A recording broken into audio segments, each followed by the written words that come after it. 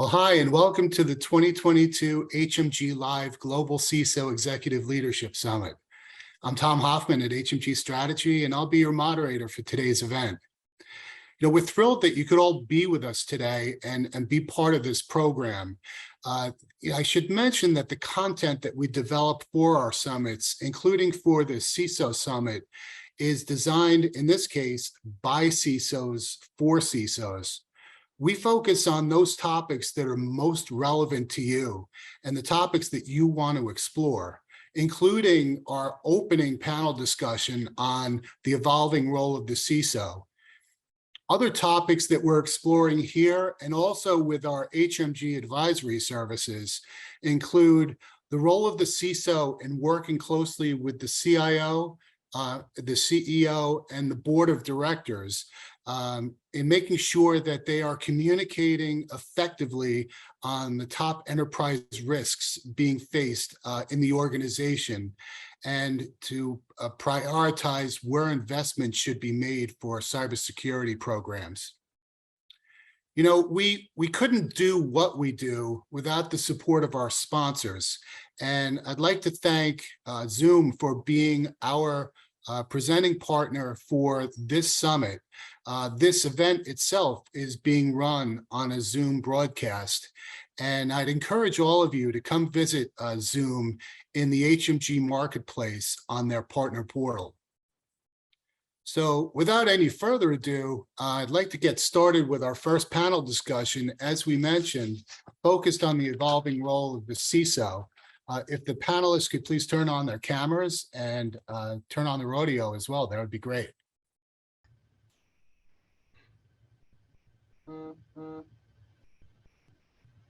Terrific. Well, thank you all for joining us here. This is terrific. Monique, welcome to the program. So good to see you again. You as well, Tom. Thank you for having me. So Monique, I thought, maybe as a primer for this discussion, can you share a little bit about your role at Piedmont Health and also talk about how you've seen your own role evolve over the short term? Sure, absolutely. Okay, for those who don't know me or haven't seen me before in the past, my name is Monique Hart, and I am the CISO for Piedmont Healthcare. We currently have 22 hospitals here within the state of Georgia. So I'm in Hotlanta. It's nice and warm today. My group, or I'm responsible for overseeing both cybersecurity and governance, risk, and compliance. So there's a lot that goes along with that. As far as how the role has evolved, I've been doing this a lot longer than 6 years.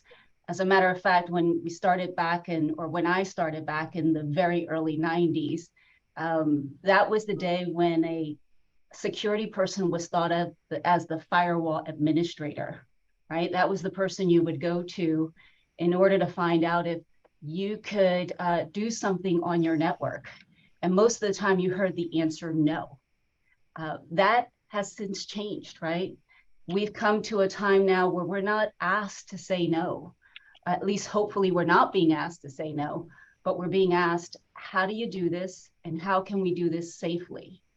CISOs are expected today to understand and be able to communicate not only risks, but technologies, risks related to processes, as well as the human activity, the risks that come along with what you do from a day-to-day perspective. So the most important thing and the biggest change is being able to speak in English and be very fluent, especially with that peer or even leader across the table from you where you're trying to negotiate what to do best for the environment and how to do it safely to protect your organization, your people, and your customers. So I think that's the biggest change we're seeing today, especially in the boardrooms. Interesting. So, and thanks for sharing that. So, in the same light, can you also talk a little bit about the emerging challenges that are being faced by CISOs today? Oh, goodness. Yeah, there's a lot. Think about what's happened in the world today, right? We have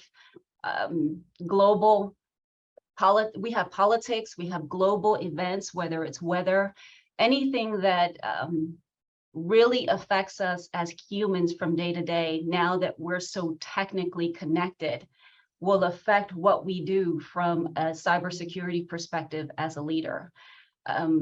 Me specifically, coming from the industry of healthcare, I'm in a space where it was unimaginable to think about the fact that our employees could work from home. And that was no longer a question when COVID hit. We had to pivot very, very quickly and move many of our users from home. Of course, the clinical staff stayed up front to help protect the population.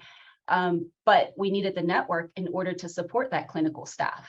And so what we had to do was change infrastructure, processes, culture, and be prepared to educate, especially with the risk of having to change so quickly and share with the rest of the world. Today, you hope that healthcare isn't the primary target, but we know that it is because of how outdated some of our operating systems are due to their cost. This is, forcing vendors to actually start becoming compliant, but it also forces us to look at how we have to change our processes and patch in areas we hadn't maybe focused on in the past, because we know the impact to the human. And it's significant. We become an indirect target sometimes just out of political warfare because of our inability to patch in certain areas that we're now having to demand our partners to make accessible for us so that we can bring our systems up to date and protect our employees, our data, and definitely our patients. Absolutely, number one, our patients. Terrific. Thanks, Monique. And we'll be circling back on the educational aspect there shortly. But I'd like to come over to Nicole. Nicole, welcome to the program. Thank you for having me. So, Nicole, you've had a fantastic career. And, again, like we discussed with Monique, can you share with us a little bit about your role at Rockwell and how you've seen your own role evolve since you've been there? Yeah, absolutely. So I'm the Chief Information Security Officer for Rockwell Automation. We are an industrial manufacturer, and we have customers in all verticals. If you go to your plant floor, I'm sure you'll see some Rockwell equipment there. We are really what I would consider a force in the manufacturing space. So we help organizations make everything from ice cream to cereal. We also work in the critical infrastructure area. We really kind of supporting critical infrastructure. So, and we do everything from help make pharmaceuticals, or, medication and so on and so forth. So, we are in kind of all verticals and industries, and we're advisors to many of our customers as well. So I've been with Rockwell for about 6 months. I was preceded by Don Capelli, who was the CISO prior to me. Prior to that, I served as the first CISO for Carrier Global Corporation, which was a part of United Technologies. And prior to that, I worked for Baxter Healthcare as their CISO. So I've had a long tenure in this space, in healthcare, manufacturing, you name it. I think I've been part of most verticals except for probably financial services. And I've really seen the CISO role evolve. I would certainly say that I was a part of cybersecurity before it was considered cyber, right? So it was not a name, it was IT. Everything we did was IT in general. So I've seen the creation of the role, and I've seen the evolution of the role and how it's, really become, I call it the chief change agent, right, within an organization, because typically the cybersecurity leader is really required to help usher the organization through some sort of change because of the evolving threat landscape that we're seeing that continues to change, and the technologies that we are required to implement. So we wear many hats, and we are a part of most conversations today, right? Whether it's in the boardroom or it's with our executive leadership team, all the way down to the employee, right? The individual contributor, So it really has really helped over time to see the evolution, and I think we'll continue to see the role change over time. Excellent. Thanks for sharing that. And I'm sure that, given your cross-industry experience, you've been able to bring that into your role and how it's also helped to shape your current role at Rockwell. Yeah, I think it's helpful to kind of see. Remember, I have a spectrum of customers that I get a chance to talk to, interact with, and their challenges become our challenges. The things that we're seeing that CISOs are getting involved in, what they're trying to solve for, has been really interesting. And like I said, I think the evolution of the role just speaks to how important cyber has just become in general to businesses, right? Whether it's really to kind of keep businesses from seeing mass disruptions and really, I mean, even if you look at the supply chain, right? And the challenges that we see there. So yeah, I think the evolution and being at Rockwell and kind of seeing across, right, has really helped me understand some of the challenges that we're facing collectively as a group, and what we need to do collectively to kind of help our businesses to continue to succeed and add value. It's just like, in some respects, like the CIO role, you need to have that cross-enterprise view to be able to fit the pieces together and come up with creative solutions to different problems. I think the combination, right? So I work very closely with my CIO, and I see the collaboration between the roles today have really changed the way in which CISOs are operating. We're creating solutions. We're really helping with business problems and solving those business issues. And so I think the CIO is really looking to the CISO to play a greater role in that as well, right? To be more of a colleague instead of a supervisor relationship. And I'm seeing that across the board. I'm seeing partnerships and collaboration between specific, the IT roles, the CIO and the CISO and the business. And I see it collectively at Rockwell, because I see my role has changed really to be an advisor to our business. We're actually in the process of really selling cyber services to our customers now, right? It becomes, we have this domain expertise to provide to the marketplace. And now what we're doing is we're becoming that advisor to other organizations in the area of cyber. And that shift has been pretty significant and has really expanded the role in ways that I've not seen in the past.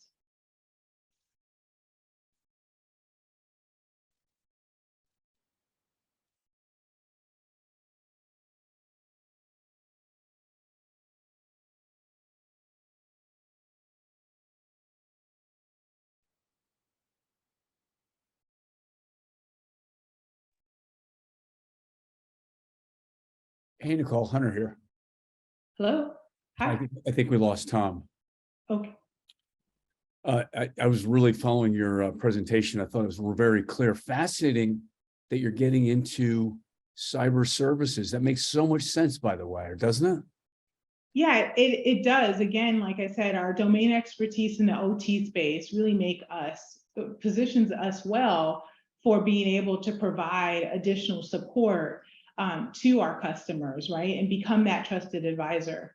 And so we're starting to transition to that. Again, most people don't see Rockwell in that lens because we've been a traditional hardware provider. But now this big shift has really put us in the forefront of really supporting them in their cyber efforts and really their infrastructure efforts on the OT side as well. Great. Hey, Tom, back over to you. Thanks, Hunter. Nicole, we'll come back to you shortly. I'd like to invite Garrett to the stage. Garrett, great to see you. Hello.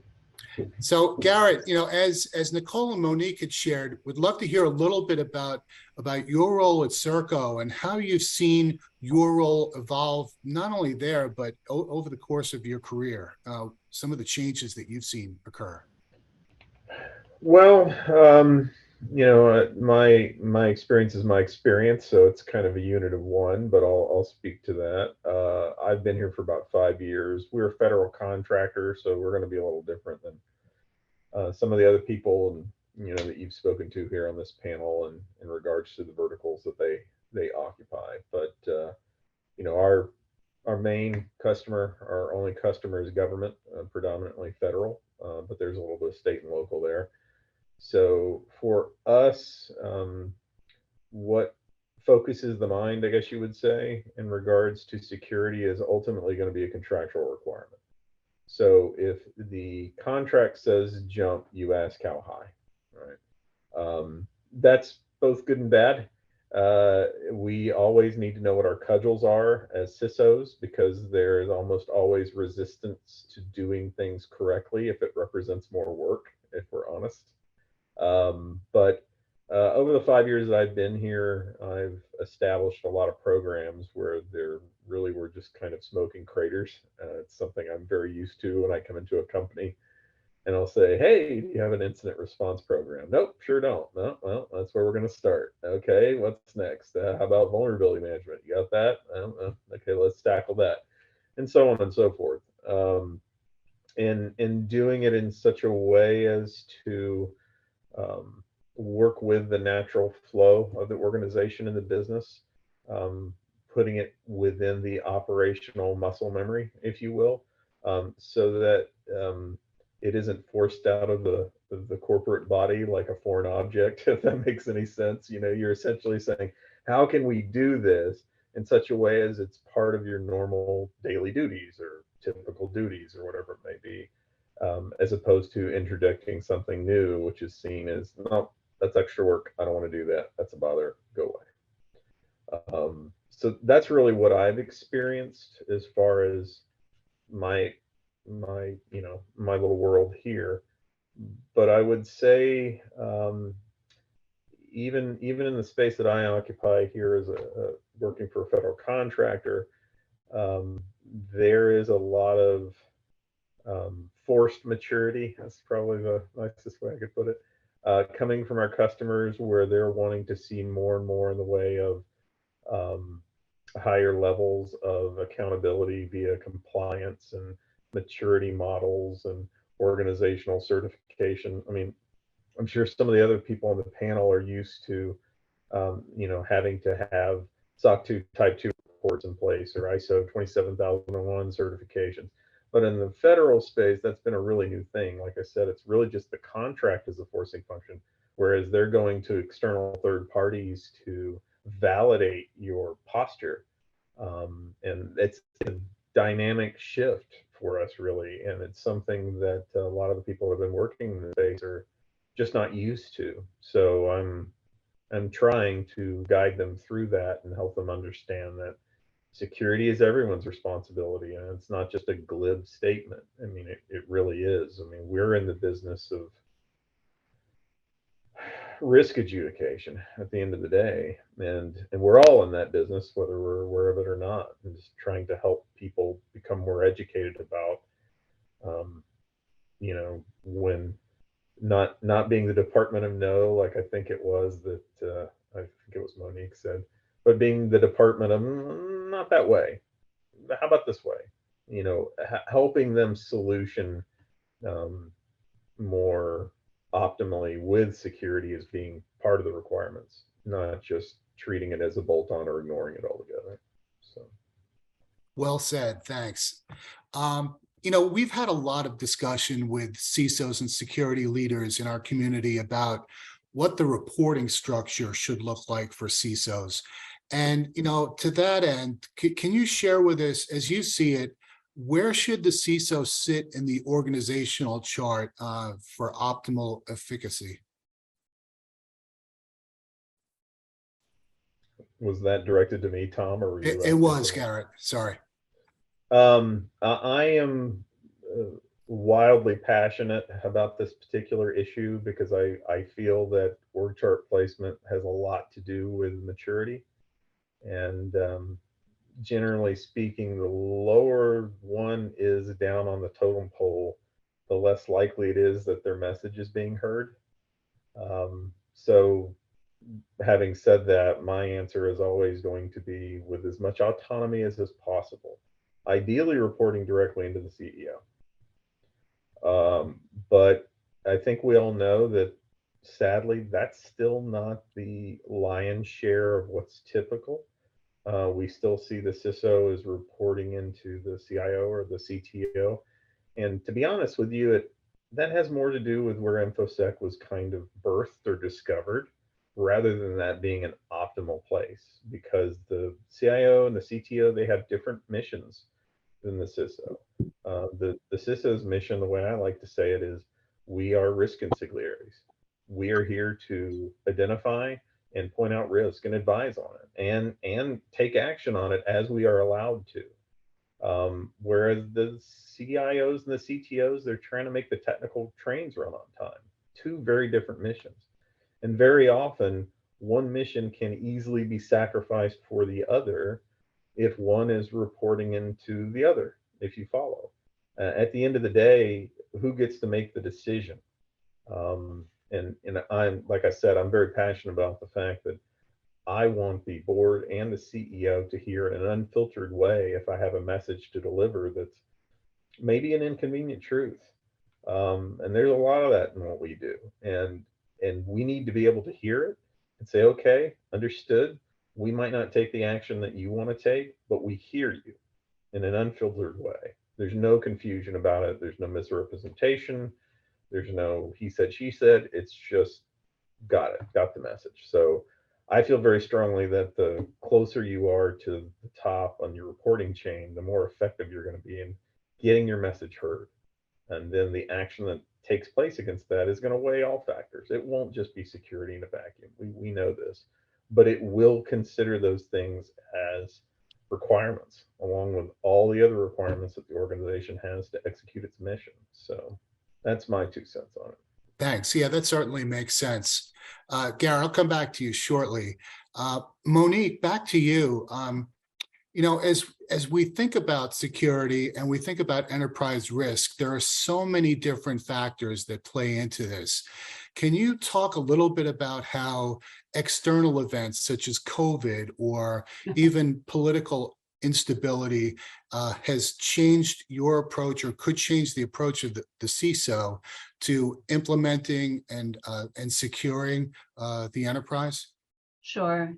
You know, we touched on it a little bit earlier, but when we talked about having to pivot, and most of the world, or I think the entire globe, went remote at one time, right? Let's be realistic. In some places, remote connectivity is still not where we need it to be today. There's still inconsistencies and there's struggles around being able to communicate because they're just in such remote areas that you can't have the access that you need. And you certainly can't ensure security around an area that is limited to that kind of capability. So you have to think about, to Garrett's point, security is everybody's responsibility. And there's a training component, a self-education piece that we have to make certain we distribute to our not only employees, but sometimes even our customers, and help educate them on how they can protect themselves and ultimately protect the business.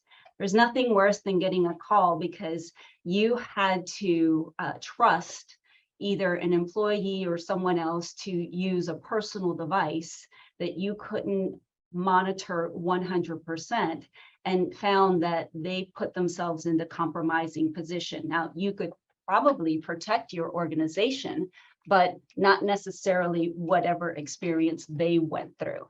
So again, in my world, a lot of our operating systems, especially when they come in, I hate to say this out loud, but it's real.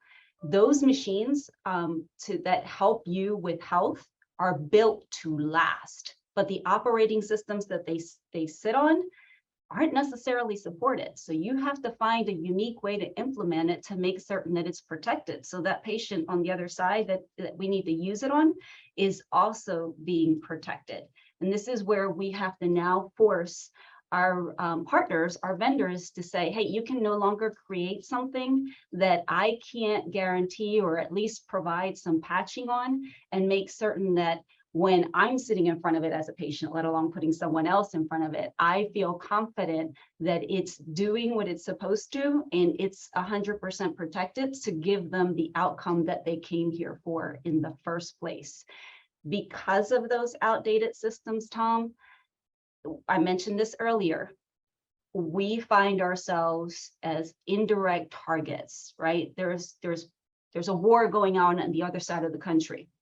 Unfortunately, cyber attacks are used in order to compromise those environments. It's very real. We hear about it every day. We hear about the water system being compromised. We hear about any areas of the 17 domains of infrastructure.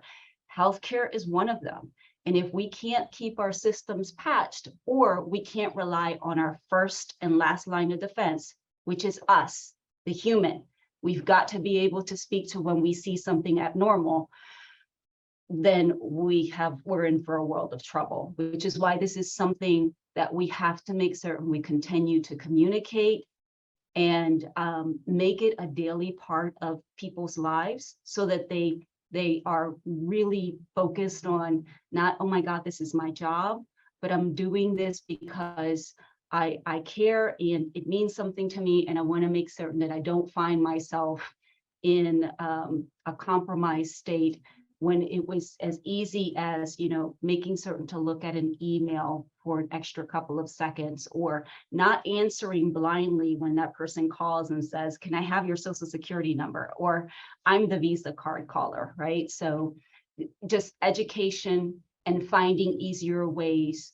to make it relatable, so that what's happening in the world today doesn't seep into our networks. Great points, Monique. Thanks for sharing those. Nicole, as we've been, talking about the evolving role of the CISO, it's important to recognize that CISOs are a member of the C-suite, and they're among the top organizational leaders in the enterprise. So as part of this, from a leadership standpoint, soft skills are so critical to the role of the CISO.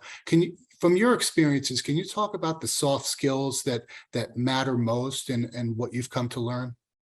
Yeah, I think that changes from year to year, right? So soft skills that we needed pre-pandemic are different than the soft skills we needed post-pandemic, right? So I think if I had to reflect on the soft skills that really matter today, it would be empathy, influence, sociability, and the way in which we engage and we inspire. Obviously, one of the top skills that everybody would speak to is maybe communication, right? Our ability to communicate and collaborate across the organization. So that's up the organization, down the organization, and to the sides of the organization. So I think that was, kind of pre-pandemic, yes, that was a kind of, now it's table stakes. You need to be able to communicate because you need to be able to talk to the board, the ELT, and others throughout the organization. But I think one of the soft skills that is necessary today, post-pandemic, is really empathy, right? It's empathizing with the community, making sure that we understand, what our stakeholders need, what our employees need, right? Because there's this, new notion of, hey, let's do well checks on our employees, the people that are working for us, because we're now in this remote workforce. So that has kind of increased, right? The CISO now needs to have empathy, and they need to be able to display that empathy to our employee population and to others, right? Because when you think about it, we're risk managers at Hart. That's what we're here to do, is manage the risk for the organization, specifically around cyber. So having and understanding the points of view of others and making those decisions, I think, is extremely important. And that's something we exercise every day. How do I put myself in the shoes of our business leaders, understand kind of their challenges, and then apply cyber to that challenge in a way that makes sense and continues to further our business goals? Influence. Influence is definitely a soft skill that we need because we're influencing every day, right? We want people to kind of understand the importance of cybersecurity, understand their role in cybersecurity, right? So we have to influence because we don't directly manage the people, right? Those are people that are working across the organization. So how do we influence them to practice good cyber hygiene, to make good decisions as it relates to cybersecurity? And then we're influencing for budgets, right? And increases in those budgets because we need to, you know, something has come up and we need to spend money in specific areas. So influence, I think, is incredibly powerful and something that now has become a core competency for CISOs. And then our ability to be social and develop the right relationships, right? I always think about how do I develop the right relationship across the aisle, right? And you guys have heard that concept in the past, right? But it's really making sure that we have the right relationships with our colleagues, because you're going to have to ask for things. You're going to have to ask people to support you and weigh in. And sociability means, you know, making sure that we have the right relationships so that we can ask for that favor and we can ask for people to do things and they're going to do it, right? That's also where influence comes into play as well, is, you know, having enough credibility within the organization so that when you say things, people, they understand it and they recognize its importance, right? And so that credibility is pretty important. And then, you know, I think the CISO has to be inspirational, right? We have to exude inspiration. We have to exude the energy to get people to do things that sometimes they don't want to do. Let's be honest, it's hard. CISOing, as I call it, is hard. And, you know, being an inspirational leader is very important because we're trying to lead and guide people in the areas that sometimes are very gray, right? And it's new. And we're asking people to change. And so being that inspirational leader, being engaging in our conversation, in our presentations, and not just regurgitating, you know, policies and procedures. I mean, you got to make it interesting for people. You have to be that inspirational leader. And I think that those are some of the soft skills that I see today that make for great CISOs. That's fantastic. Thanks so much for sharing that. I'm sorry, Monique, go ahead. I just, you know, Nicole, I love what you just said, especially the influencing, the fact that you mentioned influencing over certain processes, or to your point, and I think Garrett touched on this earlier, we can't manage all of the processes or responsibilities or solutions that are necessary in order to protect the environment the way we need to or want to, right? So we have to negotiate with our partners a lot of times because we don't have any oversight or responsibilities in those areas. So to your point, it's very, very important that we can be able to influence and engage those teams in a way that help inspire them to want to be helpful and realize that this is a part of their role as well. And we need them as that partnership to get it done. I love that. Yeah. That's great. Thanks. And, you know, for my part, I don't know if I've heard many CISOs characterize their roles as being one that's inspirational. So I'm really glad that you shared that, Nicole. That was terrific. Garrett, I want to come back over to you. We talked a little bit before about organizational structure and where the CISO fits in there. To that end, should, you know, as you look at the leadership team on a company's website, should the CISO be listed among the organization's leaders, or is the CISO setting themselves up as a target in that regard? Well, I'm going to dovetail off of something I think Nicole was saying. She says, well, CISOs are, of course, part of the C-suite. And I go, we're still fighting for that. You know, we may be executives. That may be the case. Although, sadly, that's not a given either. At least here in the States, you know, not all CISOs are even VPs. Yet, when you have the executive leadership team being SVPs and EVPs and the CEO, there's no parity there, not if we're honest. And, you know, your comment about the leadership page, honestly, I think I've yet to see a leadership page that includes a CISO on it. And there's a reason for that, and it's not a good one. So, it comes back to, I'll put it in finance terms. When one is listed as an accountable officer on an organization's 10K, then I think you can probably say they're an actual officer of the company. And the reason I say that is because if they're listed there, they are being acknowledged by the company in their financial forms that yes, the CEO, the CFO, the CIO, these are accountable officers. They list their compensation in the 10K. I mean, they're acknowledging it right there. I've yet to see a CISO in that list. So my point is, it's about maturity in the organization, ultimately.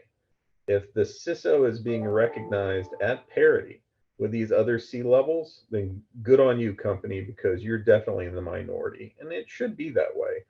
There are things afoot, right, from the SEC. I'm sure a lot of us have heard, like they're doing a push, yet to see what the teeth will be behind enforcement on this, but they're doing a push where they want to make sure that there's cybersecurity representation on all boards. I'm not exactly sure how they're going to go about doing that. I'm very interested to see.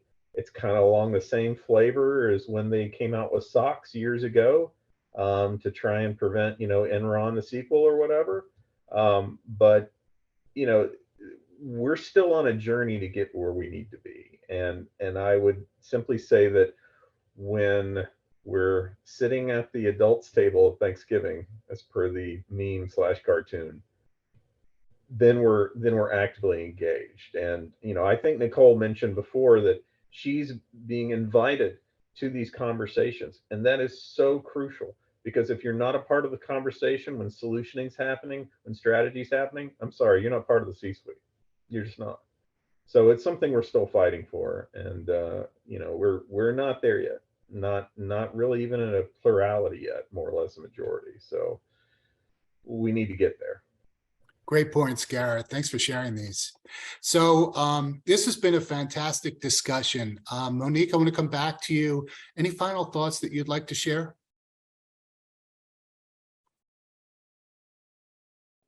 Hear me okay? Okay. We've come a long way. To everyone's point, we still have a long way to go. And what I would encourage anyone who's seeking to be in this role is to definitely seek other leaders, find out how best you can support what it is that they're looking for you as a leader in this position. Don't try to be the no person. That's extremely important. It's how do we do this safely? We're finally in that phase where it's no longer required for another leader to come in and translate the vocabulary for you. We're all business professionals. We've learned to have better conversations and be less technical, at least make the scenario more relatable and human. Remember to always do that.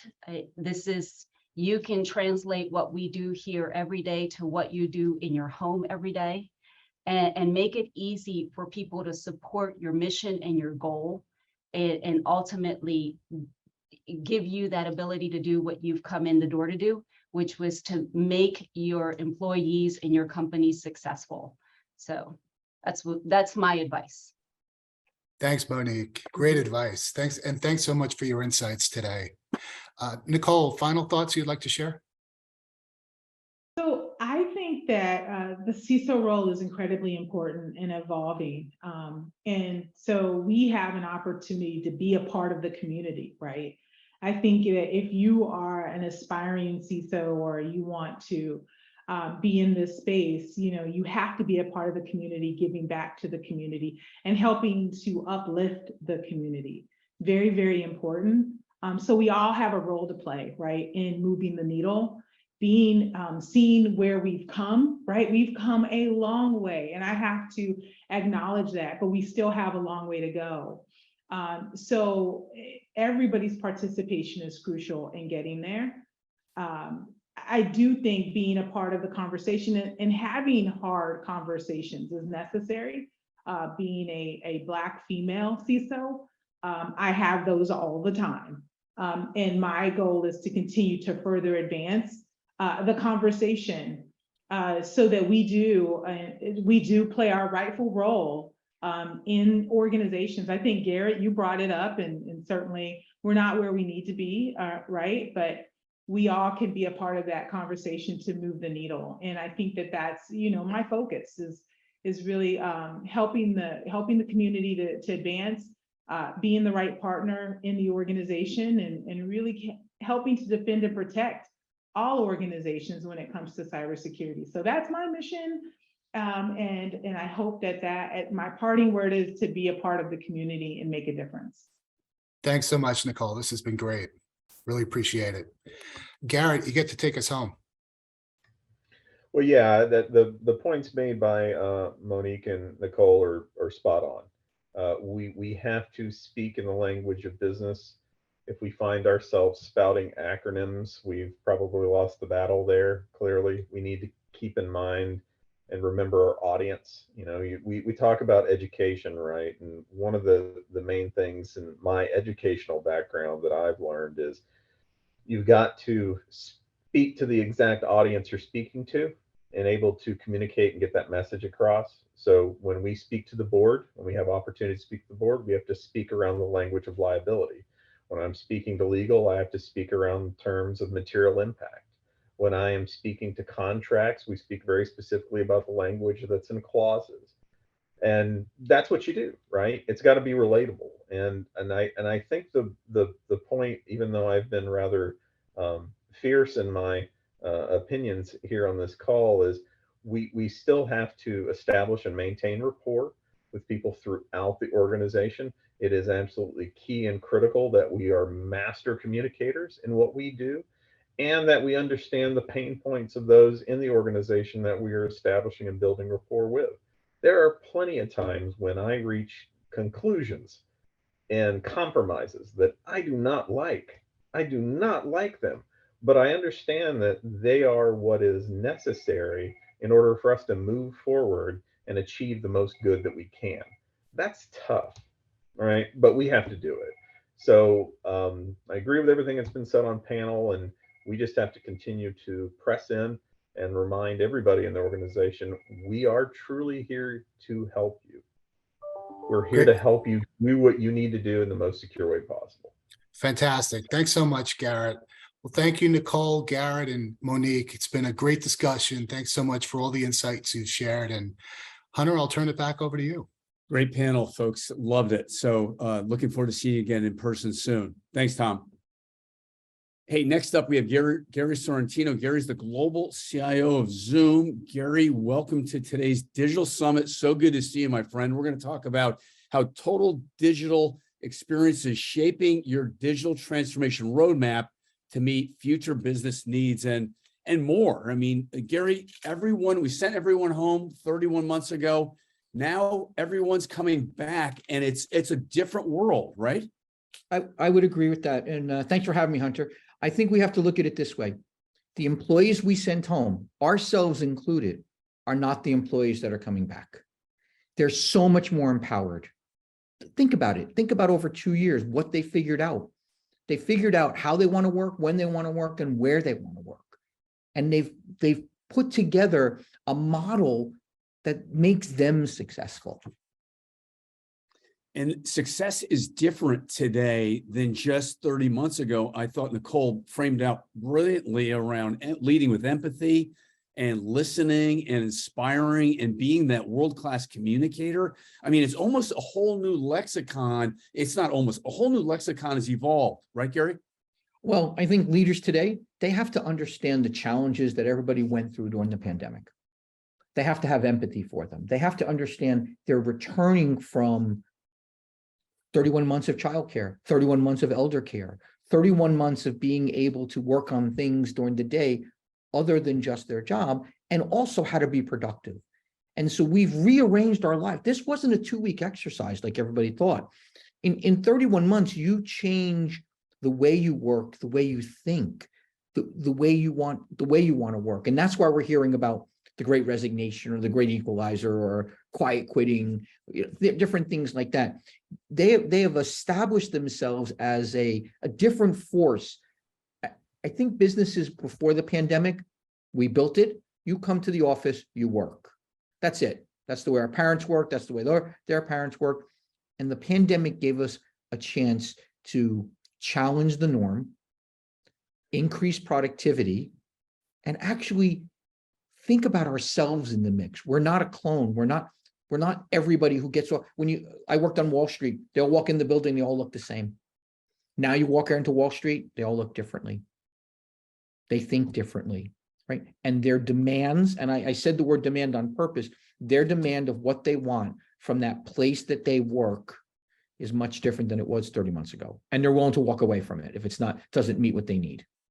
You know, Garrett, we talked briefly recently about the mission of Zoom, and it's really kind of fascinating. It's a set of solutions to help improve productivity, enhance connectivity. And in this new world that's evolving, truly going to be a hybrid world, a mobile hybrid world.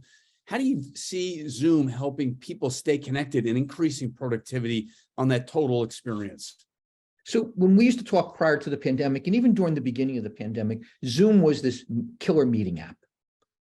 But along the way, Zoom became a platform. And here's why. People demanded more. They needed a way to collaborate. They needed a way to ideate. They needed a way to substitute the in-office experience, those serendipitous moments. So what Zoom has done along the way is created a platform, and I think you said it the correct way, to increase productivity, to increase collaboration. There will always be a hybrid meeting going forward. I can't imagine a meeting where 100% of the people are physically in place. Now, we had this before. I'm sure you've done it yourself. I might have been on the 27th floor of one of those big buildings, and if the meeting was on the 29th floor, I might have still done it from my office. So now I'm not in the conference room. Regardless of where I am, they used to call me remote. Now we call it hybrid. But the difference is, before, I made myself a second-class citizen. I said I might not have the same immersive experience as everyone in the room.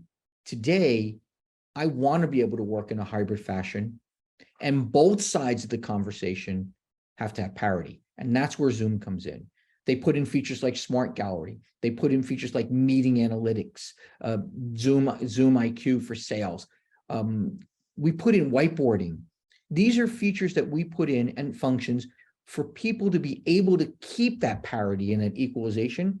It shouldn't matter physically where I am or where you are. We're having a great conversation right now, and we're probably states apart. Right. So CEOs have a challenge here, right? How to rebuild culture in the sense of a culture and vision. And we know culture really matters.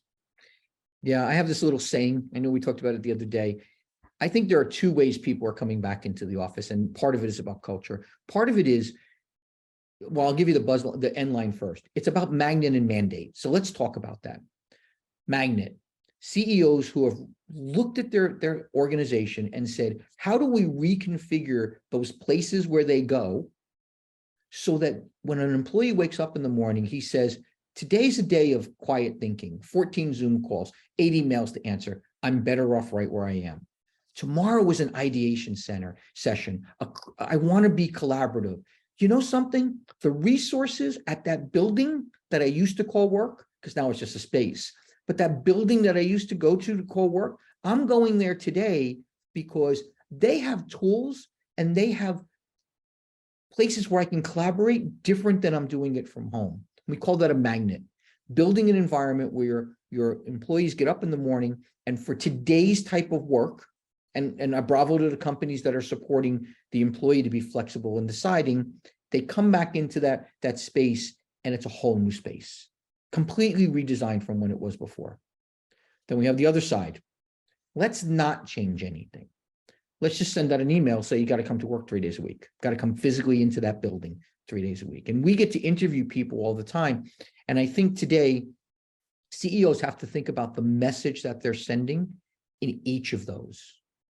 It's very hard to talk about a culture of trust, understanding, when you're mandating people come back. into an office for a certain number of days. It's very easy to talk about flexibility and supporting your employees in the way that they want to work. Big word, trusting them that they're going to do the right thing. Now, not every job can work remote or flexible. I got that, right? We have to be cognizant that there are frontline workers. I don't think we can build a car at home yet, but maybe someday. But right now, we have to look at every department and we think about what's best for those apartments, and one size does not fit all like before. Right. So we talked about a different kind of office layout because people are looking for different things in that base office, right? Well, they want to be able to come in and they want to say, okay, for today, what am I doing? Today, I'm collaborating. I need whiteboards. I need open space, right? I need people to relax. I need a coffee pot, right? Maybe a water cooler, right? But now I also, part of my day, I got to do some deep thinking. So are there places I can go where I can just open up my lap? Because maybe the whole day isn't about ideation. Remember, think about if you're building something. A lot of that is we want to come together at the beginning when we really think about what we're trying to do and the challenges we're trying to solve. But then we go away and solve them separately. And so when I go into an office now, and Zoom's been very good about this, they trust their employees, they give us flexibility. But when I go into the Zoom offices now, I have the flexibility inside the office to do certain kinds of work over there and certain kinds of work over there. And the concept of my desk is gone. Now the concept is, where in this building can I do the most productive work for the type of work I have to do right now? Right. So when you think about the future and as we evolve, that magnet concept's really, truly real. Yes, but I think that, so we had this saying in technology: you never design for today. You always go where the puck is going. We've heard so many people. Gretzky said it. Certain people that you deal with, they've said always thinking about the future. And I think now is when CEOs really need to sit down with their teams and start figuring out, where is my company going to be 1 year, 3 years, 5 years, and what tools do I need to put in place, and how do I configure my company to give them the support that they need. And the support could be as easy as flexible time, asynchronous working. It could be, maybe I need to invest in meeting intelligence. Why are we taking notes in meetings? Why aren't we using things like transcription? We all work global now. And the word global, we could be global just here in the United States because there are different languages even in the United States. Why aren't we doing translation so that certain parties have an easier way of understanding the content that we're talking about? Why aren't we doing things why aren't we ideating on a digital whiteboard right now? And then when this meeting is over, that becomes an artifact that can live on. And then in 3 weeks, when this meets again, other people have worked on it. Let's bring that artifact back in. What we used to do in the old days, you take a picture of it, right? But it's static. What if we could make it a living, breathing document and then move it out into a persistent world and bring it back for an ad hoc meeting? So along they that need to line, think about Gary, things like that. yeah, further along that line, what's inspiring you now? So for me, it's new every day. I think for me, I get the honor to work with companies all over the world and try to figure this out. And I really can work with CIOs all over the world, and I hear what works, I hear what doesn't work. The best part about my job is when I sit down with CIOs and we talk about the art of the possible. And the art of the possible is, how do we use tools and technology, and sometimes it's not even technology, how do we use things that are available today to move the employee experience forward, the customer experience forward, and how do we make that digital transformation? Let's not make it a line item in the boardroom. Let's make it a reality. How do we transform the business at the same time? And this is hard, right? You're trying to improve your employee experience, and they want certain things. You're trying to improve your client experience, and the number one thing they want is they want to do business the way they want to do business. And you have to be very adaptable, and there's many modalities. But then how do we transform the business in a positive way? And a positive way could be something as simple as, let's get rid of blue ink. Let's go to digital signatures online. Right. Well, you've been at this a long time, and from your finance background that people do want to do business the way they want to do business, right? Well, that's always been, but remember, technology was always about, we build it, you use it. And we said that to our employees. And in some cases, we said that to our customers, right? We kind of built it, but you see several of the large financial institutions, they've completely transformed the mortgage process, completely touchless. When you walk into a branch, now it's like, well, I need to talk to someone about a super mortgage, $1 million or more, right? Well, you got to come back next Tuesday. Well, no, that doesn't happen anymore. Now, on demand, we can sit you down in front of a terminal and you can talk to that mortgage specialist. The clients want what the clients want. The employees want what the employees want. And so even on Wall Street, they've had to figure out a way to adapt quickly. They were a little lethargic, I think, back then. And now it's about how do we deliver flexibility so that we can accomplish that task, delivering a mortgage. We can do it the way we did before. Someone walks into a bank and then we do a handshake and we see a person. We can do it at home and by starting out with browsing. We can do a combination, but it's whatever the user wants. Great. I love it. It's that whole notion of dreaming big and reimagining, reinventing the future. It sounds like you and your practice, you're right in the wheelhouse, right? Exactly what every CIO and CISO needs to be working on right now. Absolutely. I think, I listened to the young lady talking the last thing and I was inspired by some of the things that were said, but I think that that's what we have to think about. I listened to also what the gentleman said about how the CISOs aren't actually getting into the boardrooms. And that was also, but I think a lot of that is changing. I think the CIOs, the CTOs, and the CISOs, we're responsible to change the world, right? That's right. Let's take that responsibility seriously, right? And let's work with our users to understand what they want. Let's not imagine what they want. Let's work. And I think one of the things everybody has to do today is it's about listening. See, a lot of people interview people, but they don't listen.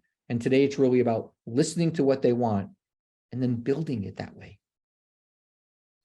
Great stuff. Into 23, our theme is going to be around dreaming big and leading and reimagining, reinventing. It sounds like that's a perfect fit for kind of the CIO and CTO and what you're doing with your clients at Zoom.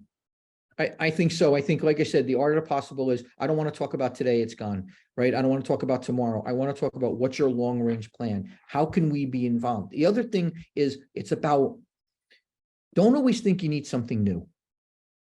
It could be something as simple as, I just did a speech down in Florida a couple of months ago, and someone asked me a question and they said, does it always have to be about technology? And just a quick 1 minute story. I said, no. I said, I was in New York a couple of weeks ago, 11:30 at night, and one of those food delivery apps, they sent me a blast, 11:30 at night. Now, 11:30 at night, most of us would just ignore it. What could they possibly send me at 11:30 at night that would make me take out my phone and take action? You know what they sent me? Ice cream.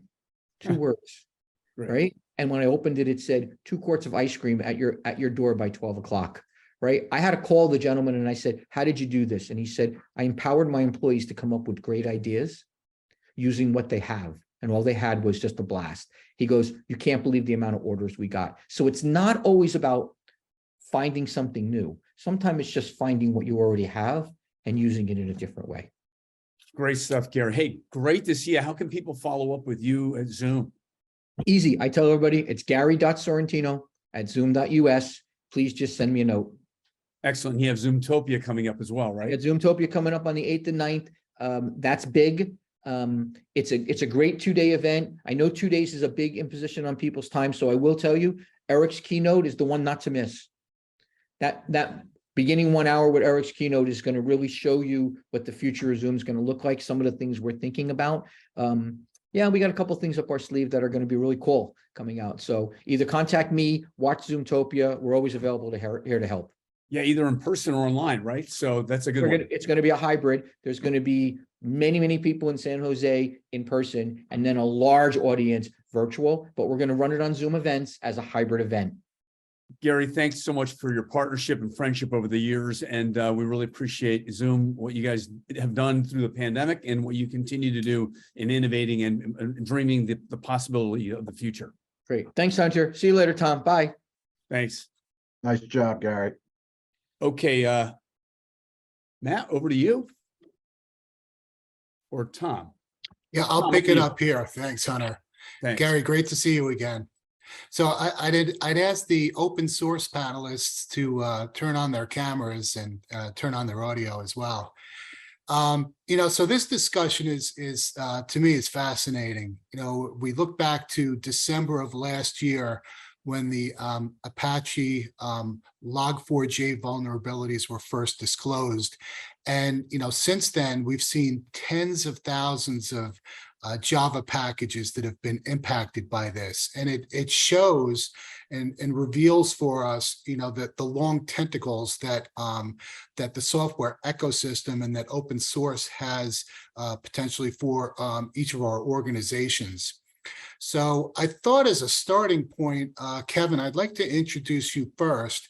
If you could tell us a little bit about your role at Boston College and what you've been seeing with respect to these vulnerabilities and what's happening in the market since then. Sure. Thanks, Tom. And hi, everyone. I'm Kevin Powers. I'm the founder and director of the Masters of Science in Cybersecurity Policy and Governance here at Boston College. I'm a professor of the practice over at Boston College Law School. I say over because that's across the way. I'm here on campus now. And also over the Carroll School of Management, which is outside my window here. I'm also a research affiliate and faculty over at MIT Sloan, where I teach a course in cybersecurity for boards of directors focused on governance. So that's me. And your question on what I'm seeing on vulnerabilities, I'm not a techie, I'm a lawyer. So when I look at this, it's really, the big issues that are popping up on our end are really vulnerability management.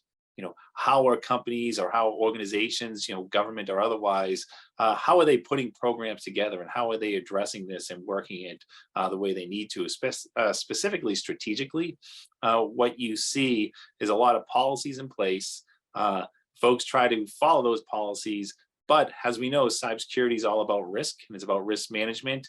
And it really comes down to what the regulators and plaintiffs' counsels are focusing on, heaven forbid there's a data breach or anything along those lines. They're going to look and say, hey, you have these policies in place. You have a critical or a non-critical. You need to address that within 30 days, 60 days, 90 days. Looks here that you focused on these 10 things, which could be highly critical. And you need to justify when you did that. So it's always key for anyone, from what I'm seeing anyways, is if you have policies in place, follow them. But if you make a risk, a decision, a critical decision, document it. So back up everything you do on that end. Great advice. Thanks. Kevin, we'll come back to you shortly. I'd like to invite Rocco to the stage. Rocco, great to see you again. Likewise, thanks, Tom. And I saw our fellow industry colleague, Arvin, join us. We'll get to, thanks for making the time, Arvin. Hi, everyone. Rocco Grillo, Managing Director, Alvarez & Marsal, oversee our global cyber risk incident response investigations. Nice to see everyone again. And thanks again to the HMG organization having me involved with yet another event. This topic, who's not touching it? Who's not hearing about it? Who hasn't responded to or had to react to Log4j earlier this year? And at the same time, as much as Log4j got everyone's attention, wasn't the first, wasn't the last. And love the opportunity to do it, be in a session like this with both Kevin and Arvin. But Kevin, your background on the legal side really drives the point home. All too often when you're dealing with open source code, secure code, vulnerabilities, you're always looking at your software developers, you're looking at IT and security operations, and hopefully you're not in the boat, but many companies, when one of those exposures are exploited, you're dealing with an incident response team. But where this really has evolved as well, to having professionals like Kevin involved, not to say you're not involved with the IT open source development, code development, but legal, the regulatory landscape really, shattered the industry as to companies responding not just, from secure code standpoint, but a lot of the exposures, business disruption, the legal entities, your brand, your reputation, right, impact. I think in the blink of an eye, many companies went from a consumer of software products and the use of open source to now who wasn't affected by Log4j, major corporations I'm talking about. And at the same time, we are all in one capacity or another a software provider. We'll drive a little deeper onto that, Tom, but I want to give you the opportunity to get Arvin into discussion. No, that's great. Thanks for that, Rocco. Appreciate it. My pleasure. Arvin, thanks for joining us. Welcome to the program. Thanks for having me, Tom. Great to be part of this panel. Arvin Bansal, I work for AmerisourceBergen. We are a Fortune 10 firm. We are one of the top 3 pharma distributor, and 96% of the US hospitals are our customers. So when the COVID hit, we were right at the forefront of it. And earlier in 2022, when Log4j hit, that's not another challenge that anyone would want to have on top of what we were dealing with. But yet again, we were there. And many a times, I ask myself, is this a new problem? And the answer is no. Have we seen that before? Yes, 2014, Heartbleed. It like rocked the entire world, and you would see in televisions, those big heart shapes and bleeding and all of those pieces. So very excited to be part of this discussion. Looking forward to share more thoughts on this. Thanks, Arvin. So, without going into details about how Log4j affected AmerisourceBergen, and given what you shared about, this isn't the first instance with an open source vulnerability. With what did happen with Log4j, what are some of the things that this led you to think about and led your organization to address even a little bit differently? Can you talk about that? Yeah. Do you want me to go, Tom? Yes, that was for you, Arvin. Yes, absolutely. As Kevin mentioned on this earlier, I think there were a couple of realizations immediately. Many organizations, they believe they have a solid vulnerability management program. They believe they have a way to scan the entire network. They believe that they will be able to find these kind of things very quickly. But then the reality hits. And then all of a sudden you're scrambling. Hey, what are the signatures for this? Oh, there is no signature. Oh, what are the relevant files for this? Oh, these are the files in the folders, but the level is so deep, you may not be able to get to it. Then how do I find that out? Oh, we need some more time to get to the level of details. In the meantime, start with this, right? So it exposes some of the shortcomings that were not visible before in how we look at the environment, how we work towards identifying the exposure, let alone the remediation part. That's another challenge. If you found the line of codes, who does these line of codes belong to fix it? What services will go down? So there was a big learning on our part. There are improvements that can be made on how we manage our overall infrastructure, how we manage our software, and there were conversations starting about software bill of material pieces. That's one piece. On the cloud side, it was another eye-opener that, but it was much better than working on our own infrastructure, because we had partners looking into entire cloud system, because it was impacting the world, not just us. So rapidly, people were coming out with the solution. And cloud sort of helped us scan through environments, try to mitigate the risk much more faster than how we could handle it in the data center world. Great points. Yeah, and it shows that that reliance and interdependency upon the third-party providers as well. Mm-hmm. Thanks for that, Arvin. We'll come back to you shortly. Kevin, I want to come back to a point that Rocco had raised earlier when he was talking about, how the security teams at organizations, they need to work more closely with, say, for example, with software developers. From your experiences and in talking with CISOs in the industry, do security teams or members of the team need to be part of that discussion with software developers as they interface with software providers as well? Well, Tom, you gave me an easy one. The answer is yes. And do you want me to follow up with the why? That'd be great. Yeah, that was a great one.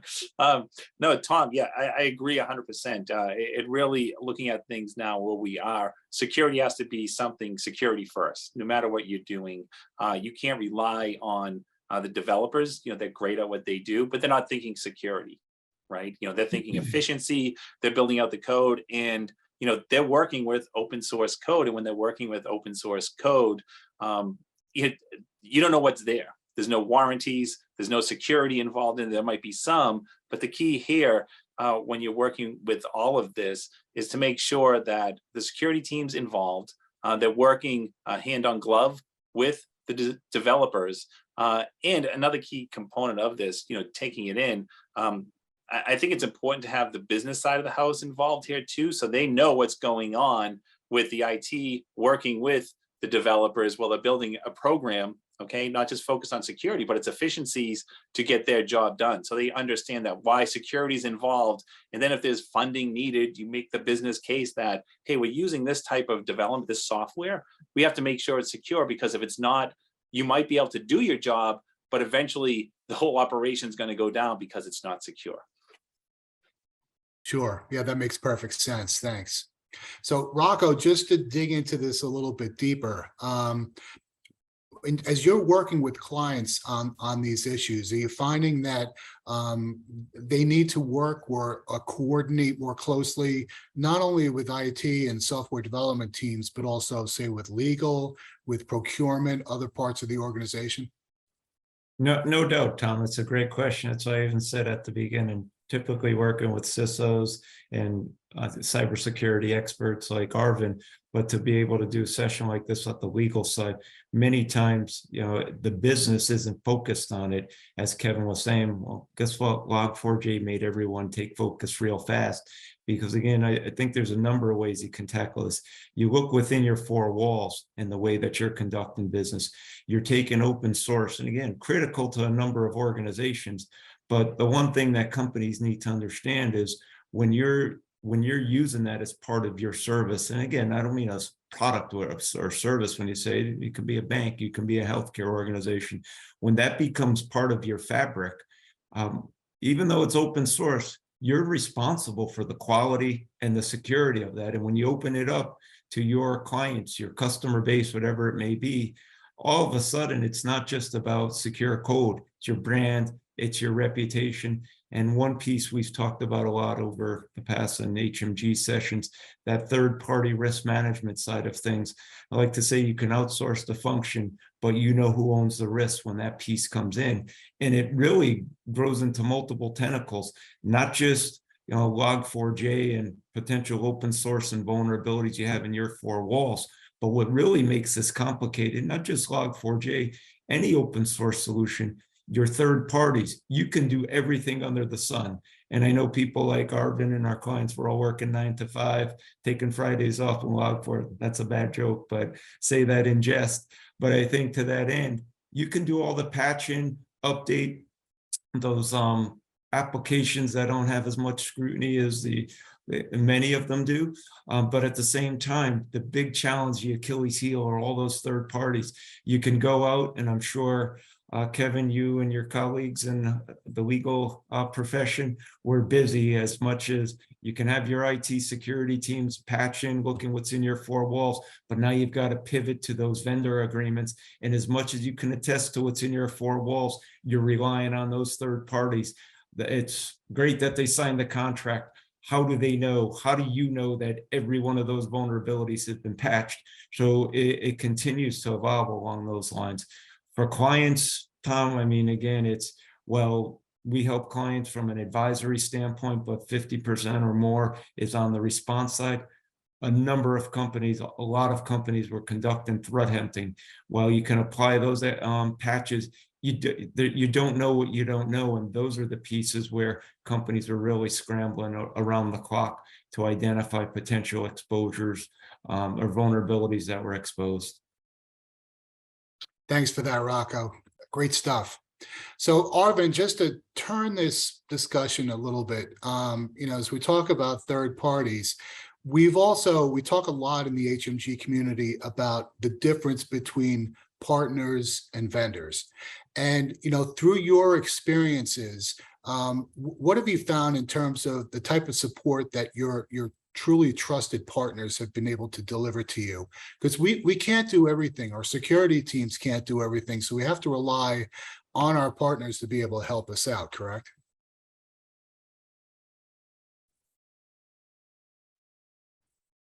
I think you're on mute, Arvind. Thank you. And you're absolutely correct, Tom. And crisis is the best time to find who's your friend and who's not. So, so in our case, we received many text messages. Hey, sorry to hear about this. How can we help? No product, nothing.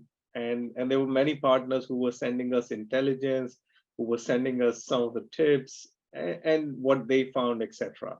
So it was really great to work with those partners. You build those relationships where they are selflessly coming forward to help, and they genuinely wanted to help. Then you have the other side of the partners where you have, big, huge vendors that are part of our ecosystem, from Seattle or Palo Altos of the world, etc. And they hold regular briefings with you that, hey, this is what we saw at other customers, this is what we are doing, and what's going on in that world. So you get a lot of intelligence, but the action part is a little bit slow in that front. And then you have some local partners. They really step up. They really step up and, hey, I'll be in the office, whatever you need. Hey, my resources are on the standby, whatever you need. Hey, this is what I saw in the Azure world. You may want to try this tweak. Let me send you this script. Let me send you this for this type of resources. So all in all, I would say a crisis was a great opportunity to see from the third party perspective who's working with us, who's moving fast, and of course there's a smaller subsection. Oh, I can solve your Log4j problem. Deploy it to me in 12 hours, and I'll find everything. No agent, nothing, right? So you get those calls too. So you just differentiate that part. So that's on the third party external side. Third party software itself, I think the industry, the way softwares have been developed, there is no structure to them per se. If you traditionally think how developers go about building the app, they have to solve a problem. And many of them goes to internet and find different ways of solving problems of pre-written codes. And they sort of just get used in there. In one company, you may have 10 different software doing exactly the same library and the same things. That's the variability in the development world. So I think that's something from third-party software perspective that is going to be the problem for the foreseeable future. It's not going to get rid of itself, soon. There's one hope though. One hope from the government side. Now they're talking about creating SBOM. And I think that's a great first step to increase the awareness in the industry. And for us to talk to management, hey, even the government is asking us to do it, right? So it gives us that support. The second part that'll go is, when you do business with federal government, that becomes part of your, hey, we need to do SBOM. Let's start working towards it. It's complicated and all. And the third, if you look at the overall IT trend, where the IT is going, traditionally we are writing lots of codes in-house, but now we are doing a lot of new application on cloud, which will make it faster to detect, not eliminate, faster to detect these kind of issues. And then the encouraging part is the SaaS adoption. So now all of a sudden, for us consuming the services, that may not be a direct impact. And maybe the technology provider, who are the experts in the codes, might be able to find and address these things much, much faster before it becomes a world crisis. Great stuff, Arvin. Thanks so much for sharing. So we're running a little bit over, so we're gonna wrap this up here. But I want to thank the three of you for joining us today and sharing your perspectives. This clearly is an issue that's not going away, but you've offered great advice for the people who are with us today. So thank you so much for your time. Always a pleasure. Thanks, Tom. for having us, Tom. Thanks, everyone. Thanks, everyone. And I'd like to invite Emily to join us now. Emily, so good to see you again. Hey, great to see you, Tom, and thanks for having me today. So this is a topic that is always top of mind. The 5 questions that boards need to ask about their security programs. And, one of the things that, we've been exploring more as part of our research here is how boards are expected to become much more educated about cyber in light of the pending SEC requirements, among others. Mm-hmm. So, Emily, I thought maybe as a starting point, based on your experiences, what are the questions that board members should be prepared to ask CISOs and security leaders regarding cybersecurity? Yeah, thank you, Tom. And it's perfect timing. And this was actually not planned at all in terms of timing. But this morning, I published a paper on this exact topic on LinkedIn called The 5 Questions That Board Members Need to Ask About Their Cybersecurity Programs. You and I had talked about it, and we had intended to discuss it in today's meeting. But I actually published the paper. So if anybody's interested to look deeper today, you can have a look on LinkedIn. So just by way of a little bit of background before I answer your question, about 6 or 7 months ago, I hung up my CISO hat. So I am life after CISO now, and I'm going more into the venture side and onto the board of directors side. So I see this from multiple angles. I've presented to board of directors for many years at the companies where I've been CISO, which were DocuSign, United Airlines, AECOM. And, obviously I've learned over the years what resonates well with boards, and every board is slightly different because every company is slightly different.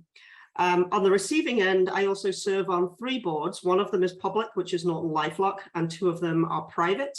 One is cloud security company Wiz, and the other one is the GRC platform called LogicGate.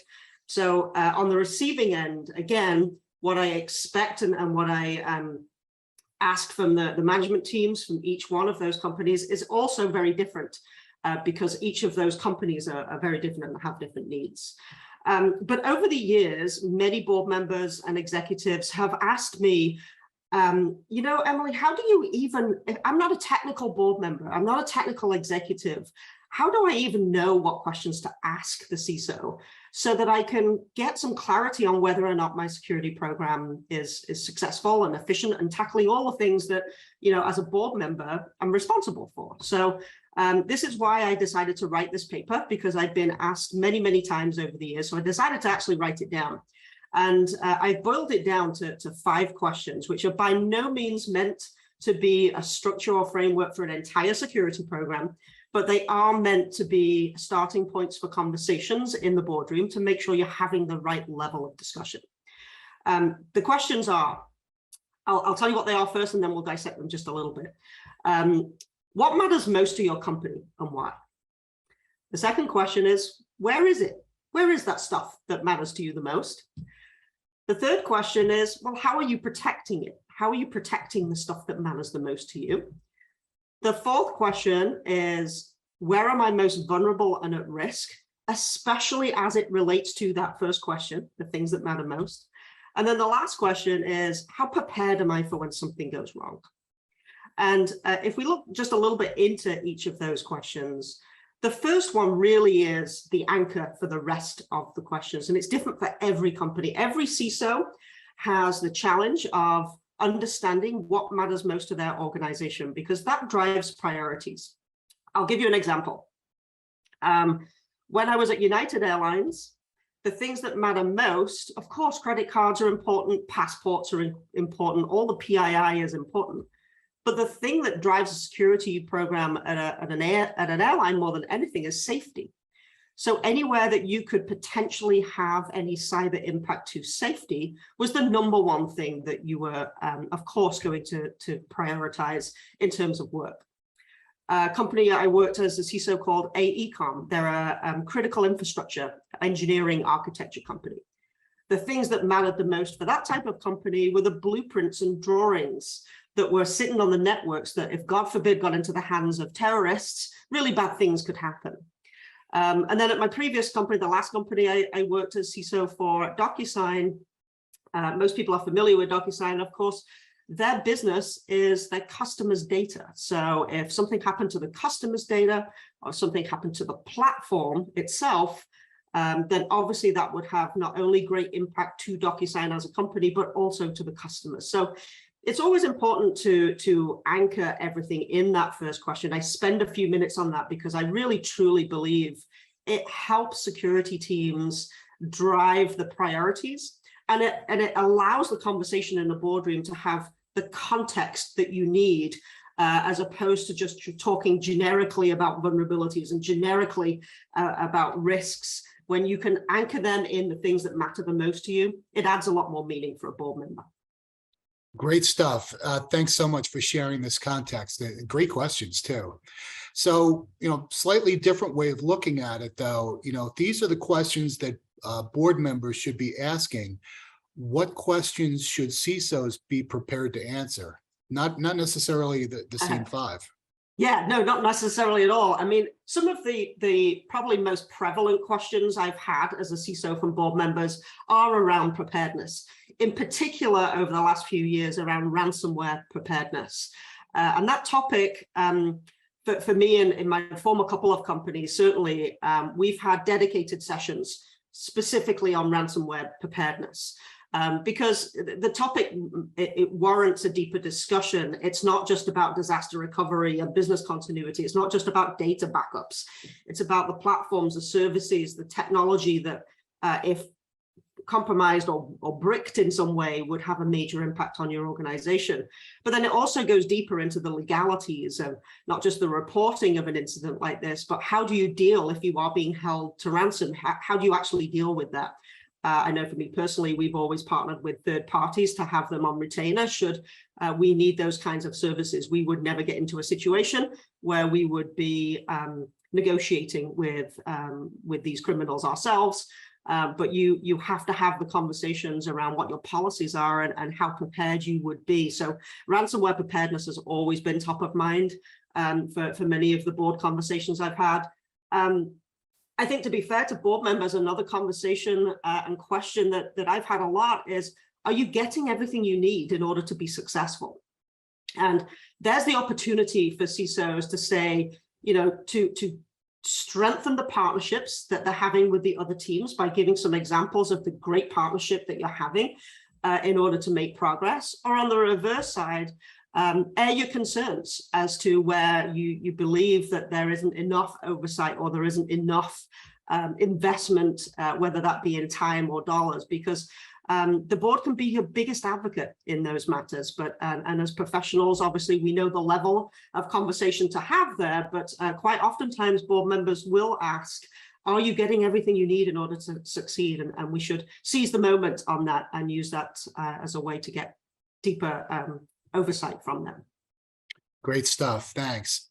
Earlier in one of the other panel discussions, Garrett Smiley talked about the importance of communicating effectively to different stakeholders, whether it's to board members, line of business leaders, legal, in terms that they can understand best. What's worked well for you in terms of communicating effectively to the board in your experiences? Yeah, it's a great question, and I was listening into the previous conversations and smiling because I resonated with it so much. The communication with CISOs are business leaders first, and we have to understand how our business operates in order to be able to do our job properly and apply the risk to the technology side of it. So the communication piece is really, really important. I've had successes in my own presentations to boards where I've made it. First of all, there's always a consistent part of the conversation. So the dashboards that you have, the reporting that you have, keep it consistent so you can spend very little amount of time on the progress updates, right? They should be in the reader heads. You shouldn't, unless there's anything meaningful, you need to demonstrate progress against the baselines that you've set. but you don't need to drain the slides in the board meetings. So I try and keep some level of consistency in what I'm reporting so that that can just be in the appendix and pre-reads. I've always included an intelligence section, which again is in the appendix always. Usually that's around what's happening in cyber in general, what's happening in the industry by which I work for. So at DocuSign, the technology industry, for example, and then what's happening at my company in terms of threats that we're seeing out there, the intelligence that we're seeing, the trends that we need to be aware of, because it's that part of cyber that I think board members are really keen to learn more about. And many board members sit on other boards, so you're also educating them as well as you're giving them this consistent information. So oftentimes I've found that I've got the consistency in terms of the intelligence section and the reporting, and then I'll do a spotlight session. So for example, ransomware preparedness, that might be the entire discussion. And the best conversations I've had in boardrooms is with no slides whatsoever. The slides have always been prepared ahead of time. You have to assume that the board members have read through them, but usually there would be a spotlight discussion on something, and the best conversations and value that both myself and the board members have had is just by having that open discussion without having to look at too many slides. Occasionally you need them to prompt the conversation, but really that's the beauty of having the in-depth conversations that you can have. So so just a few things that have been successful for me. It's different for everybody. No, that's great. Thanks. And it's, as you pointed to, it's a continuous period of education with board members and other stakeholders, right? Yeah, absolutely. And we all have to play our part in that. And honestly, that's what drove me to write the paper. I've been writing it for months and going through edits and in my spare time here and there. But if it can help a few people just think about how to frame the conversation, then, I just believe we're better together. We're stronger together. And it's just one opinion from me. And I read other people's materials all the time. And the more that we can all help educate each other, the better it is. And I think, especially when you mentioned earlier the SEC regulations, it's going to be very interesting to see how this evolves over the next few months, because I think someone in a previous panel likened it to what happened with SOX compliance. And I completely agree with that. I mean, the SEC are looking not only for more consistent, deeper reporting coming from public companies, but they're also looking to see what level of cyber expertise sits on the board of directors. And that's, to me, opens up a discussion that we could, spend an hour talking about, because what does that actually mean? If you are a CIO that has a CISO reporting to you, do you have the depth of understanding and expertise to speak to matters of cyber? You could debate either way. It depends on the company. It depends on the person. CISOs obviously have the depth of experience that's necessary to be able to speak intelligently and effectively to cyber, but they don't necessarily have the C-suite experience.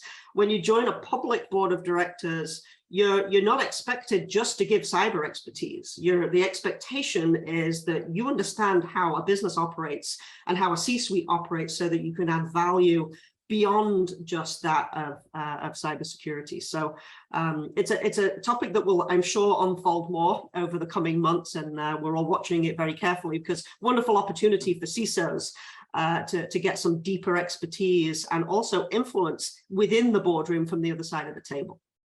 Great points. We recently had a discussion with Kevin Powers, who was with us earlier, on the SEC requirements. And, part of the language that's a bit vague is as board members are expected to become better educated about security programs. What does that mean exactly? Like, how do you demonstrate that you are educated? Is there a bar that you need to meet? Yeah, it's very flimsy right now. I think, there is lots of education out there for board members. The NACD, the National Association of Corporate Directors, which is for public board members, they do have some materials. They're okay, and no criticism in it, but I don't know how effective they are in educating board members.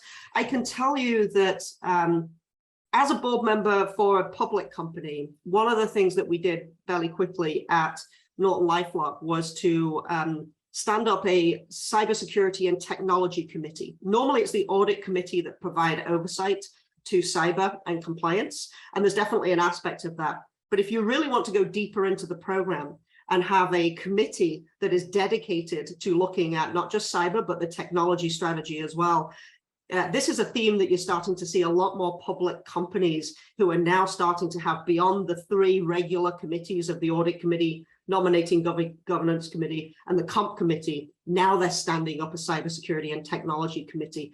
And I think that's a great way for CISOs to engage from that side and from board members with some level of expertise in cyber to ensure that there is a committee dedicated to the topic of cyber and technology. Excellent, Emily. This has been fantastic. Any final thoughts you'd like to share with us? No, I just say the more CISOs that we can get into a boardroom, the better it will be, because like I said, we are better together, and cybersecurity is going to continue to get more complex, not less. So the more we can help each other understand the complexities of cyber, the better chance we stand of defending ourselves along the way. Thanks again for having me today, Tom. Thanks for being with us. Really appreciate it. You bet. Great. So at this point, I'd like to invite Matt Lagano to join us. Matt will be moderating the panel discussion on shining a light on enterprise risk. Matt, great to see you again. Thank you, Tom. Hopefully everyone could hear me well. Definitely excited. By way of background, I've been a CISO for over 20 years in financial services, and I'm really honored to moderate today's discussion. We have some incredibly experienced and talented executives today. Mike Zanga from Barclays, Bradley Schoffenbuhl, the CISO of Paychex, and Patrick Benoit from CBRE. I know we're running short on time, so I'll let each panelist tell a little bit more about themselves during the course of the discussion. So we're going to jump right in. I would just open with, we've seen a lot lately. Pandemic-driven digital acceleration, whether it's new technologies, ESG, increasing geopolitical volatility. We've got a lot of risks to deal with as technology executives, and identifying those risks and managing those risks are hopefully what we're going to talk to today. So I will start with an opening question to Bradley. What are the most common problems with the way most organizations measure and report enterprise risk, in your opinion? Thanks, Matt. It's good to be here. I think the most common problem I see with the way organizations measure and report risk is the use of high-level subjective measures like high, medium, and low, with no objective definitions of what high, medium, and low actually mean. So nothing frustrates an organizational decision maker more than hearing, we need to spend $1 million to move this risk from high to medium. What does that even mean? I think the second most common problem I see with the way organizations measure and report risk is being too general or too granular. So if you have a dozen entries in your risk register, you're probably way too high level. It's going to be difficult to implement a risk reduction initiative if your risk statement is the organization may suffer a catastrophic data breach.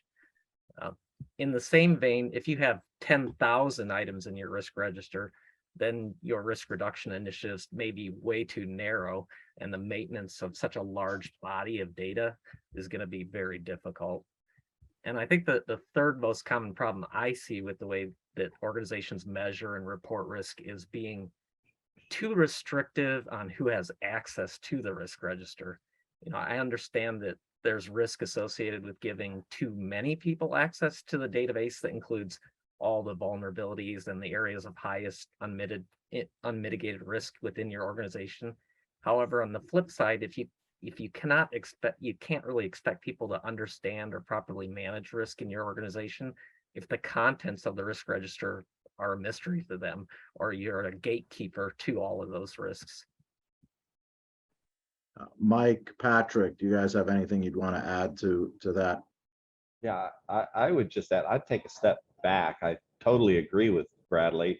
But I'd take a step back and say what I see a lot of times is multiple entities within the organization making decisions about definitions and no common definition about what our assets really are and how we're going to measure risk and what does risk really mean to them, and are we we don't have a common language established within the company to even start doing the kind of measurement that the Bradley has. And what happens is the risk register oftentimes can become a dumping ground, which makes it ineffective. And so I think agreement on what risk is, how we're going to look at risk, what we classify as risk, are there categorizations, develop a taxonomy or steal one from a framework and agree on it, but have some common language to start from.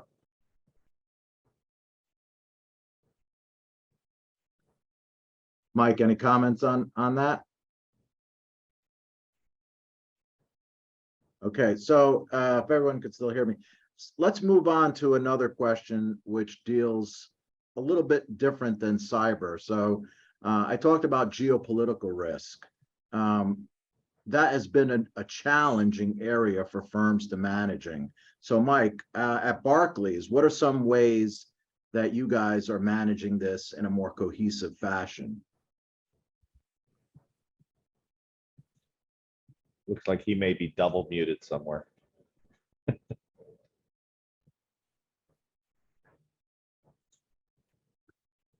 Okay. So why don't I pose that question to anyone on the panel until we figure out how, or we can even park that question for now until Mike gets his audio situation figured out. I know one thing that a lot of people trying to manage different risks, especially technology risks, it's really framework. So what are the advantages and challenges of implementing and using a quantitative risk model like FAIR? Can you comment on that? And that I open that up to Patrick or Bradley. Sure. I think that the disconnect happens a lot of times between in companies. They establish an enterprise risk program and then they establish a cyber risk program. And although the enterprise risk program may roll up some cyber risk, they don't really work together very well.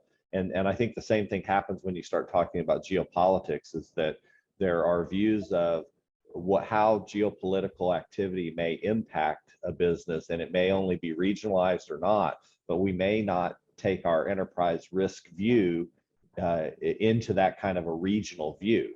And so oftentimes the geopolitics either gets lost in the shuffle of too high level, as Bradley put it, or we get so focused on geopolitical activity in one specific area that we lose sight of what's happening in the rest of the business.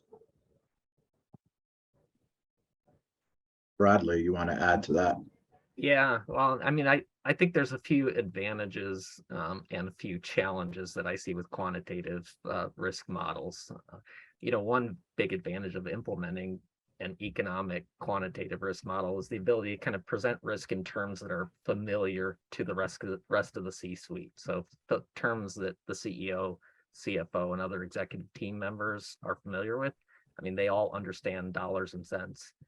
I think another big advantage of implementing an economic quantitative risk model is the ability to present a clear return on investment for security spend. So if the decrease in annual loss expectancy from implementing a control is significantly higher than the cost of implementing and operating that control, then the investment should be made. It's pretty simple to understand. I think the third big advantage really is the ability to clearly demonstrate the magnitude of risks and associated risk reductions, which really helps with the prioritization process. If implementing one control, costs $100,000 and it reduces annual loss expectancies by $200,000, and implementing another control, costs $1 million and reduces the annual loss expectancy by $2 million, and the effort to implement this both is the same, then you clearly should do the latter before the former. But on the same vein, I'd say that there's significant challenges with implementing an economic quantitative risk model. I think one big challenge really is obtaining good inputs into the model. To provide accurate economic estimates, you must have a reasonable estimate of the cost of a data breach. You have to have a reasonable estimate of the probability of loss before and after implementing a control, etc. And getting access to this information can be very difficult. Another big challenge, in my opinion, is convincing others to kind of trust the model. So economic quantitative risk models tend to be relatively complex, and they can be difficult for the average person to understand. So if someone does not understand the model and they consider it to be somewhat of a black box, then it's easy for them to doubt its efficacy or question it. And then I think, oh, I'm sorry, go ahead. Yeah, I just had one more, and that's really economic risk models in general struggle to quantify systemic risk. So because of their complexity, practitioners, they tend to analyze one distinct risk to the exclusion of related vulnerabilities and threats, which means that the risks that are quantified are one-dimensional in nature. But in the real world, obviously, all this is interrelated, and with a lot of models, it's really difficult to show that. Yeah, and that's kind of the great setup to where you had talked about the inputs and defining the inputs, is that the fluidity of risk and the fluidity of the assets or the things that we're using to go into calculating our risk is oftentimes so great that those inputs can change very rapidly. And there's a tendency in enterprise risk programs to want to set an algorithm or set a framework and say, okay, we're good for the year. And our businesses move way too fast to just set the inputs in place and that it's good for a year. The flip side of that, though, is that they're changing so fast, sometimes they become less meaningful. So there's a real balance you have to strike there in developing your inputs as well. Great point, gentlemen. If I ask Michael, do we have you back? We'd love to hear from you, buddy. Can you hear me? Absolutely. Somebody thinks the risk of this new laptop is too high, and Zoom was blocked. So that's there's a framework, some gap there. Yeah, I mean, I can touch on a few things. The geopolitical lens from a multinational corporation is quite high, right? How do you manage country risk through the lens of third parties, fourth parties, fifth parties, from your own business operating there as well as your third parties, and that the micro slicing of data, cyber, tech, third party, crisis management, resiliency starts to really water down the message you're trying to send to the business. So it's quite important to link it all together and then bring it back to a business lens of what's the business impact to a number of these different things. So that's what we spend a lot of our time here on. And it's become a very complicated world these days with,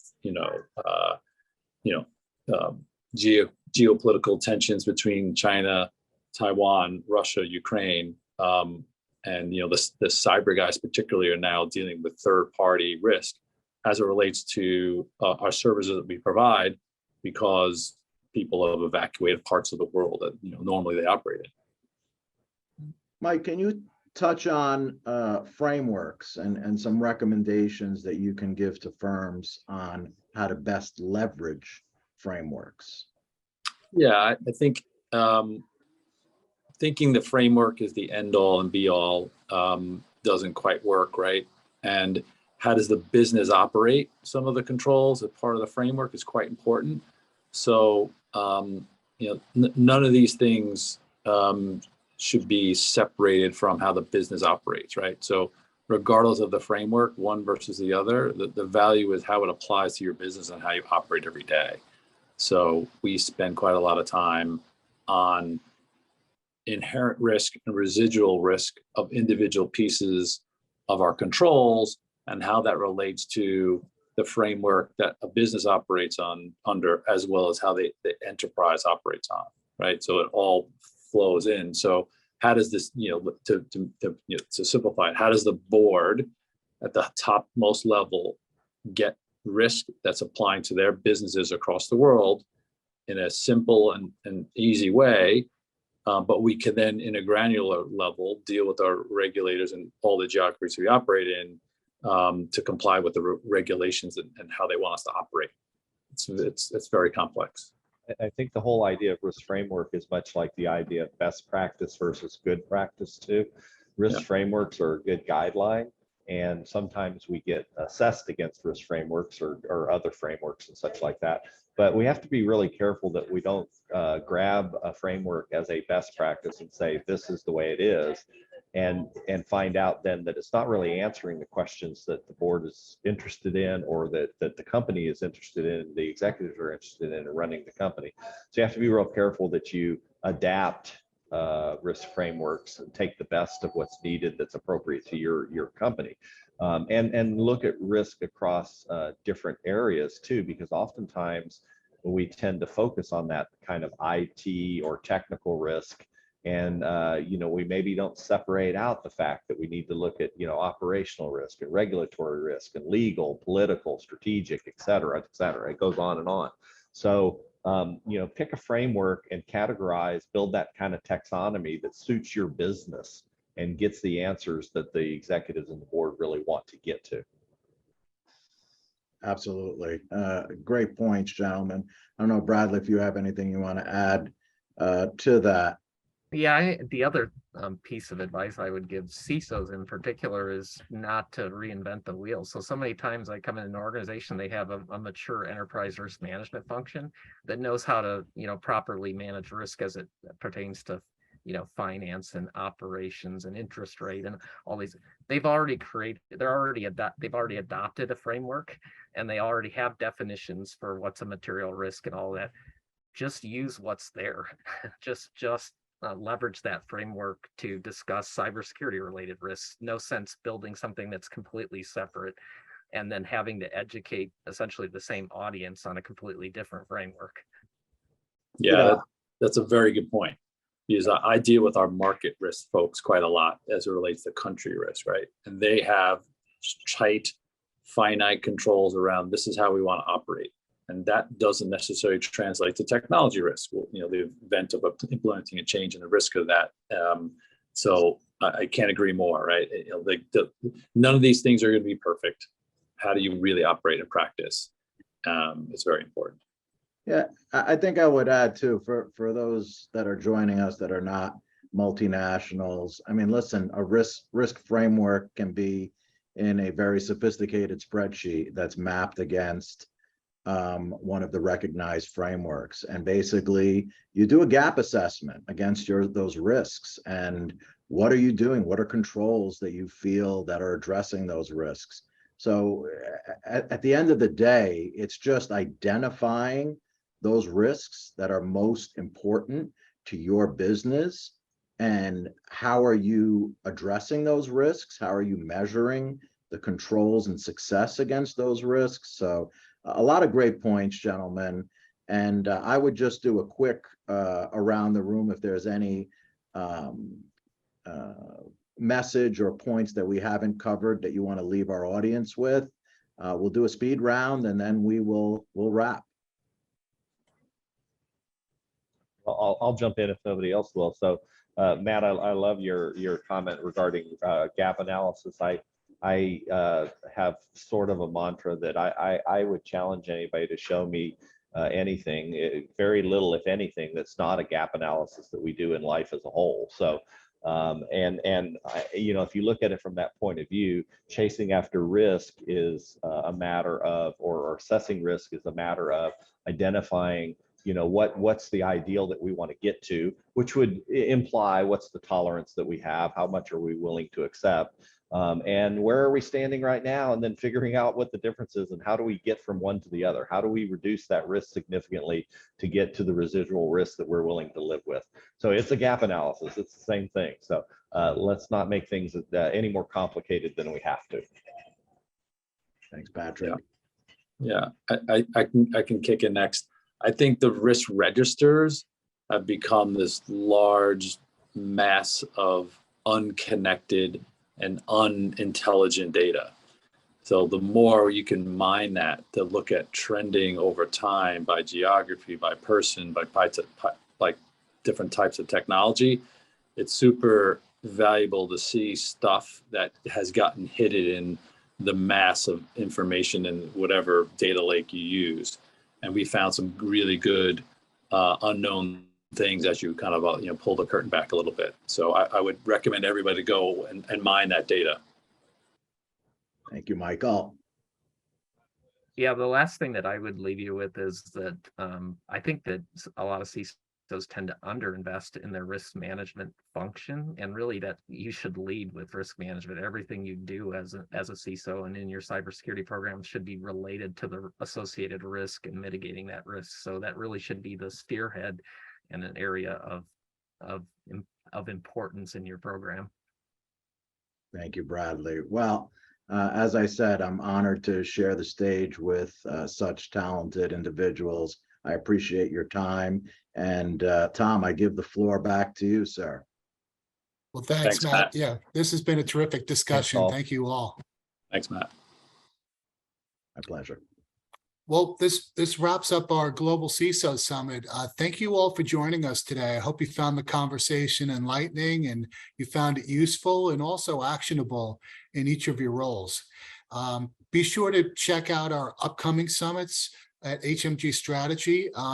We're excited about the lineup of in-person and virtual summits that we've got coming up. And also, as we talked about earlier, check out the HMG advisory services. This includes the HMG Genius service, where members can enter inquiries about specific topics.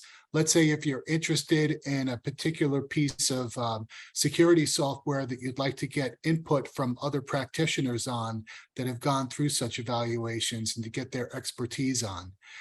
It's a terrific resource, and again, a reflection of the peer-to-peer advisory services that we offer to you here at HMG Strategy.